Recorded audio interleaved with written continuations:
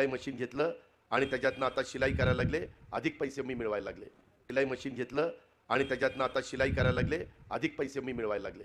सगळ्यात महाराष्ट्रामध्ये जर लोकप्रिय झालेली जी कुठली योजना असेल तर लाडकी बहीण योजना. माझ्या लाडक्या बहिणी, माझ्या मायमाऊली स्वतःच्या पायावर भक्कमपणे उभं करण्यासाठी, त्यांना स्वावलंबी बनवण्यासाठी, त्यांना सबल करण्यासाठी मी अर्थमंत्री म्हणून उचललेलं हे महत्त्वाचं पाऊल त्या ठिकाणी ठरलेलं आहे. दुर्दैवाने आमचे विरोधक लाडकी बहीण योजनेच्या संबंधित माझ्या मायमाऊलींच्या मनामध्ये भ्रम पसरवतात.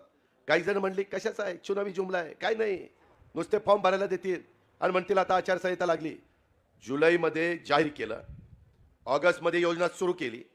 ज्या मायमाऊलींनी जुलैमध्ये फॉर्म भरले, आमची जी नियम होते त्याच्यामध्ये बसले, त्यांना जुलै ऑगस्टचे 3,000 रुपये दिले. मायमाऊलींना दिले की नाही? सगळी सोंग करता येतात, पैशाचं सोंग नाही करता येत. त्याच्यानंतर सप्टेंबर महिना उजाडला. सप्टेंबर महिन्यात 1,500 रुपये दिले. आता ऑक्टोबर महिना उजाडला. 2 दिवसापूर्वी माझी लाडकी बहीण योजना महिला बाल विकास खात्याच्या मंत्री आमची मुलगी आदिती तटकरे, तिच्या नेतृत्वाखाली, तिच्या मार्गदर्शनाखाली चाललेली आहे. आदितीला सांगितलं 2 महिन्याचे किती पैसे लागणार आहेत. ते म्हणले दादा 7,500 कोटी रुपये लागतील. त्याच्यामध्ये माझा ऑक्टोबर महिना आणि नोव्हेंबर महिना, मी मागच्या वेळेस आमच्या महायुतीच्या सरकारने तुम्हाला भाऊबीज रक्षाबंधनाची ओवाळणी दिली.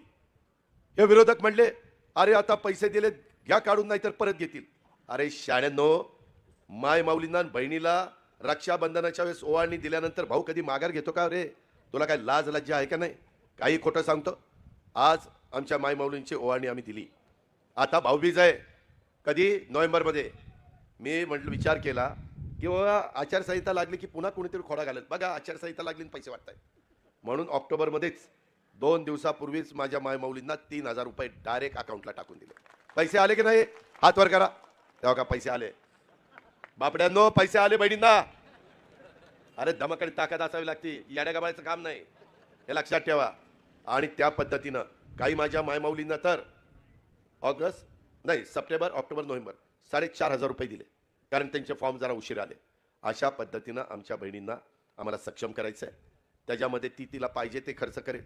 इतके दिवस ती राबती, वर्षानुवर्ष राबती, कुरपणीला जाती, धुणंभांडी धुती, त्याच्यामध्ये झाडू पोतना करती, स्वयंपाक करती, त्याच्या संदर्भात काचा गोळा करती, कचरा गोळा करती, पडेल ते काम करती. सकाळी घरी पहिलं तिनंच उठायचं आणि मग बापड्यांनी उठायचं, आणि रात्री झोपताना तिनंच शेवट झोपायचं, कवाडं पण तिनंच लावायची. ही अवस्था आहे माझ्या बहिणींची आहे, माझ्या मायमाऊलींची. कधी कुणी विचार केला की तिलाही मन आहे, तिलाही काहीतरी घ्यावंच वाटतं? कधी सिन्नरच्या बाजारामध्ये गेली, कधी त्या ठिकाणी येवल्याच्या बाजारामध्ये, नांदगावला कुठं गेली, कुठं माझ्या दिंडोरीला गेली, नाशिकला गेली, मुंबईला गेली, तिला वाटत नाही की कुठंतरी काहीतरी घ्यावं? आता तर आम्ही त्यांना फिरण्याकरता आणखीन सवलत दिली. त्यांना तिकीट अर्धच करून टाकले एसटीचं. माझी बापड्यांनो तुम्हाला विनंती आहे, सिन्नरमधनं काही शहरामध्ये कुठलं काही काम असेल तर बायकोला पाठवा. 50% तिकीट वागतंय. तुम्हाला 100% लागतील पैसे, तिला 50%च लागतील. ती तिचं काम करून वेळेत परत येईल. तुम्ही गेला तर ह्याचं काय झालंय? आज माणिकरावनी कुठला कोट घातला होता रे?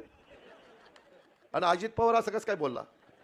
त्याला जी अशी गप्पा हाणतात ना, त्यांच्या रानात बघितलं की ह्या कटावरून त्या कटाला दिसते काँग्रेसच सगळा. गाजर गवत. धंदा पाणी करा, एवढं पाणी आणलंय, आता पाणीदार तुम्ही सगळे व्हा, मस्तपैकी काळ्याची सेवा करा.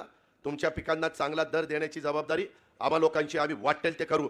परंतु तुम्हाला कुठंतरी कमी पैसे तुमच्या मालाला मिळतील असं आम्ही होऊन देणार नाही.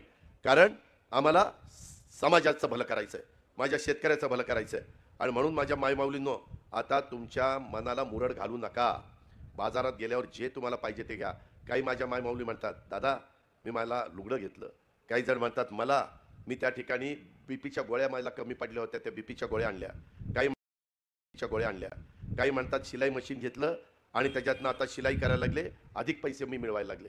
काही म्हणले मी राख्या तयार केल्या, राख्या विकल्या. साधारण जे सण येतात त्या सणाला जे लागतं, जसं आता गुढीपाडवा समजा आला पुढं मार्चमध्ये, तर गुढीपाडव्याला आपण मोठी गुढी उभी करतो, त्याच्यामध्ये मस्तपैकी वर तांब्या लावतो, साडी लावतो, गुढी त्याला बांधतो, सगळं काही करतो. आता शहरी भागामध्ये गुढ्या उभ्या करण्यासारखी परिस्थिती राहिली नाही. त्याच्यामुळे अशा छोट्या छोट्या गुढ्या देतात. किंवा बैलपोळा आता परवा भाद्रपदातला झाला, त्याच्या आधी श्रावणातला झाला. आता कुठं बैल राहिली? आता लोकांच्याकडे छोटे मोठे मधले ट्रॅक्टर आलेले आहेत. त्याच्यामुळे बैलगाडी, पोळ्याच्या निमित्तानं बैल जोड्या त्या करतात आणि त्या विकतात. फक्त मायमाऊलींनो डोकं चालवा की आपण ह्याच्यातनं काय करायचं. तुम्ही हुशार आहात,